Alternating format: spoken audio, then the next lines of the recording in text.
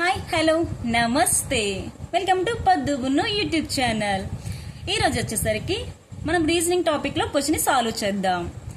If 2 is added to each odd digit and 1 is subtracted from each even digit in the given number 2586473, which of the following digits will be the third from the left in new number thus formed?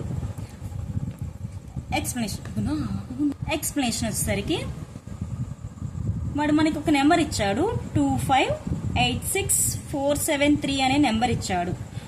2+2 చేయమంటున్నాడు add నెంబర్కి, -1 చేయమంటున్నాడు even నెంబర్కి. ఇది even, ఇది even, ఇది even, ఇది even. ఇప్పుడు మనం ఆడ్కి +2 చేయాలి.